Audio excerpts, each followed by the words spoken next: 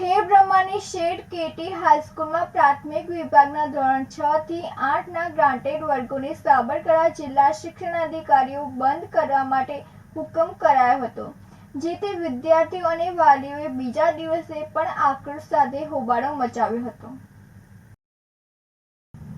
શેઠ KT હાઈસ્કૂલમાં ઉચ્ચતર પ્રાથમિક વિભાગના ધોરણ 6 થી 8ના ગ્રાન્ટેડ વર્ગો બંધ કરી વિદ્યાર્થીઓને નજીકની અન્ય સરકારી શાળામાં પ્રવેશ આપવા માટે આદેશ કરતા વિદ્યાર્થીઓ અને વાલીઓમાં નારાજગી જોવા મળી હતી।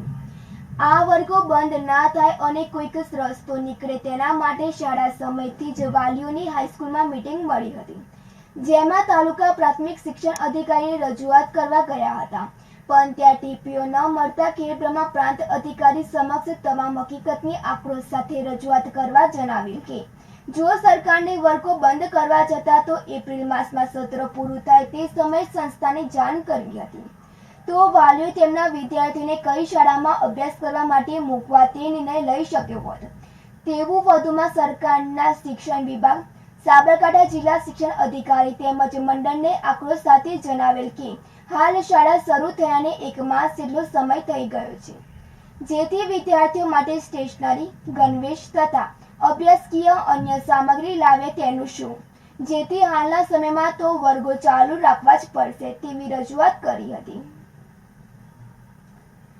ભરત ચૌહાણ સાથે તનિષા પરમાર, સિટી ન્યૂઝ, ખેડબ્રહ્મા। રાજસ્થાન બોર્ડરથી ગુજરાતમાં ભારતીય બનાવટના ઇંગ્લિશ દારૂની હેરાફેરી કરતા ઈસમને ગાડી સાથે પકડી દારૂ વગેરે મળી કુલ કિંમત ₹5,63,460નો મુદ્દામાલ કબજે કરી પ્રોહિબિશનનો ગણનાપાત્ર case local crime branch Sabarkantha દ્વારા કરવામાં આવ્યો હતો।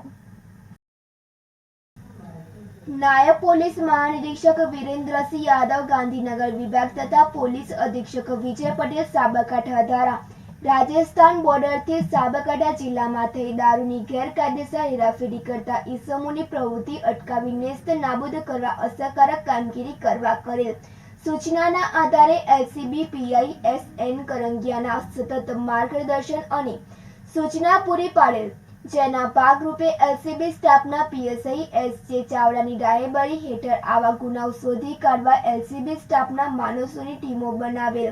ઉપરોક્ત ટીમના માણસો તારીખ 11/7/2024ના જાદર પોલીસ સ્ટેશન વિસ્તારમાં પ્રોહિબિશન વોચ પેટ્રોલિંગમાં હતા, તે દરમિયાન એએસઆઈ ચાંપાભાઈ તથા પોલીસ કોન્સ્ટેબલ ગોપાલભાઈને મળેલ બાતમીના આધારે એક સફેદ કલરની મારુતિ કંપનીનું સીએનજી સુપર કેરી ડાલા નંબર RJ58GA0076માં એક ઈસમ પ્લાસ્ટિકની કેરેટોની આડમાં નીચેના ભાગે ગુપ્તખાનું બનાવી તેમાં રાજસ્થાનથી ગેરકાયદેસર ભારતીય બનાવટનો વિદેશી દારૂ ભરી ઈડર દેશોત્તર થઈ ગાંધીનગર તરફ જનાર છે, જે બાતમી હકીકત આધારે ઉમેદગઢ ગામની સીમા રોડ ઉપર નાકાબંધી કરી ઈડર તરફથી આવતા વાહનોની વોચમાં હતા, તે દરમિયાન બાતમી મુજબની સફેદ કલરની સીએનજી સુપર કરી ડાલા નંબર RJ58GA0076નો આવતા તેને આડાશ કરી રોડ બ્લોક કરી ઊભું રખાવી ડાલામાં ચેક કરતા તેમાં ઉપરના ભાગે પ્લાસ્ટિકના કેરેટ ગોઠવાયેલા હતા,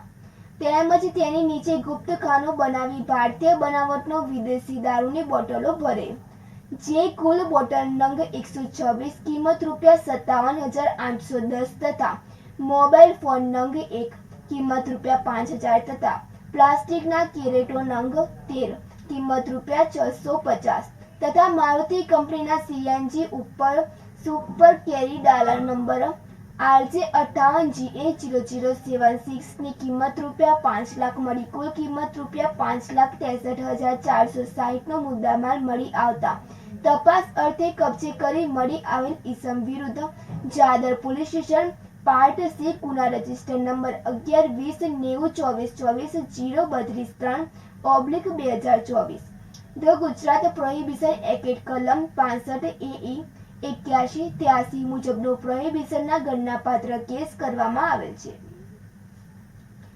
રાજેશ ચાવડા સાથે તનિષા પરમાર, સિટી ન્યૂઝ, ઈડર। તલોદ ખાતે મહિલાઓ માટે અર્બન હોર્ટિકલ્ચર ડેવલપમેન્ટ અંતર્ગત તાલીમ યોજાઈ હતી। સાબરકાંઠા જિલ્લામાં નાયબ બાગાયત નિયામકની કચેરી દ્વારા તલોદ ખાતે અર્બન હોર્ટિકલ્ચર ડેવલપમેન્ટ અંતર્ગત તાલીમ યોજાઈ હતી. આ તાલીમમાં બાગાયત અધિકારી શ્રી સુરેન્દ્રસિંહ પરમારે બાગાયત ખાતાના ગ્રોમોર ફ્રૂટ ક્રોપ અભિયાનની માહિતી સાથે સાથે તેઓએ બાગાયત ખાતાની સહાયલક્ષી યોજનાઓની માહિતી પૂરી પાડી હતી. જે.એમ. પટેલ દ્વારા અર્બન હોર્ટિકલ્ચર વિશે માહિતી આપવામાં આવી હતી, જેમાં અર્બન હોર્ટિકલ્ચરનું મહત્વ તથા અત્યારના આ આધુનિક યુગમાં અર્બન હોર્ટિકલ્ચરની જરૂરિયાત વિશે ખૂબ જ ઝીણવટપૂર્વક માહિતી આપી. તદ ઉપરાંત અર્બન હોર્ટિકલ્ચર ડેવલપમેન્ટના પ્રેઝન્ટેશન સાથે કિચન ગાર્ડન માટેની તાલીમ આપવામાં આવી હતી.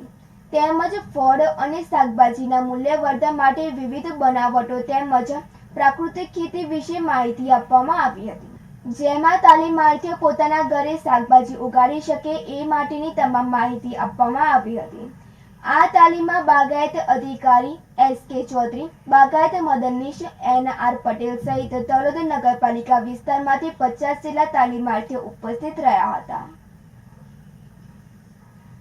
માહિતી બ્યુરો સાથે તનિષા પરમાર, સિટી ન્યૂઝ, તલોદ. આરોગ્ય શાખા અરવલ્લી જિલ્લા પંચાયત મોડાસા ખાતે 11મી જુલાઈ 2024 વિશ્વ વસ્તી દિવસની ઉજવણી કરવામાં આવી હતી. 11મી જુલાઈ 2024 વિશ્વ વસ્તી દિન ઉજવણી અંતર્ગત સરકારશ્રીનો મુખ્ય સંદેશો વસ્તી સ્થિરતા લાવવા અને જન સમુદાયમાં તે બાબતે જાગૃતિ કેળવવા માટે જિલ્લા આરોગ્ય અધિકારી શ્રી માર્ગદર્શન તેમજ અધિક જિલ્લા આરોગ્ય અધિકારી શ્રીની રાહેબરી હેઠળ અરવલ્લી જિલ્લામાં તેમજ જિલ્લામાં આવેલ 6 તાલુકાઓના તમામ પ્રાથમિક આરોગ્ય કેન્દ્રો, આયુષ્માન આરોગ્ય કેન્દ્ર દ્વારા જનજાગૃતિ વિષયક અલગ અલગ પ્રવૃત્તિ જેવી કે સાસ વહુ સંમેલન, નવદંપતિ અને લક્ષિત દંપતીની શિબિરો, જૂથ ચર્ચા, ગ્રુપ મીટિંગ, લક્ષિત દંપતીઓ સાથે વ્યક્તિગત સંપર્ક કરી તેમાં લગ્નની નિયત ઉંમર 20 વર્ષની ઉંમર બાદ બાળક, લગ્ન બાદ પ્રથમ બાળક તરત નહીં, 2 બાળકો વચ્ચે સુરક્ષિત અંતર, નાના કુટુંબના ફાયદો વગેરે બાબતો પર તેમજ કુટુંબ નિયમોની કાયમી અને બિનકાયમી પદ્ધતિઓ વિશે માર્ગદર્શન પૂરું પાડવામાં આવ્યું હતું. કુટુંબ નિયોજનની સેવાઓ અંતર્ગત પુરુષોએ પણ તેમાં ભાગીદારી નોંધાવી પુરુષ નસબંધી અપનાવીને જોઈએ તે અંગે પણ ચર્ચા કરવામાં આવી હતી.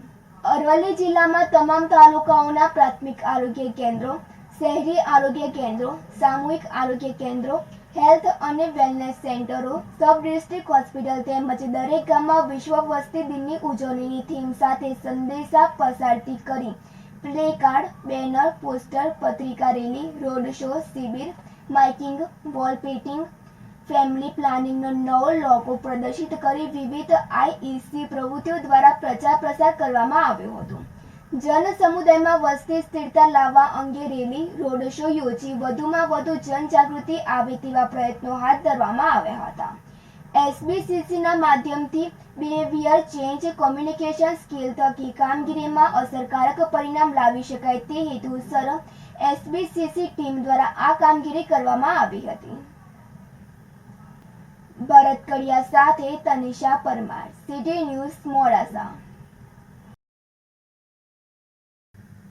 વડાલીના વાડોડ ખાતે કલેક્ટરની ઉપસ્થિતિમાં રાત્રિ ગ્રામ સભા યોજાઈ હતી. સાબરકાંઠા જિલ્લામાં વડાલી તાલુકાના વાડોડ ગામે જિલ્લા કલેક્ટર નેમેશ દવેની ઉપસ્થિતિમાં દફતર તપાસની તેમજ રાત્રિ ગ્રામ સભા યોજાઈ હતી. ગ્રામ સભા દરમિયાન કલેક્ટરે ગ્રામજનોની વિવિધ રજૂઆતો સાંભળી હતી. ગ્રામ સભામાં પ્રાકૃતિક ખેતી અંગે ખેડૂતોને માર્ગદર્શન આપી જિલ્લામાં વધુમાં વધુ ખેડૂતો પ્રાકૃતિક ખેતી તરફ વળે તે માટે પ્રોત્સાહિત કર્યા હતા. આ રાત્રિ સભા દરમિયાન ગામના સરપંચ, પ્રાંત અધિકારી, મામલતદાર તેમજ ગામ લોકો ઉપસ્થિત રહ્યા હતા. માહિતી બ્યુરો સાથે તનિષા પરમાર, સિટી ન્યૂઝ, વડાલી.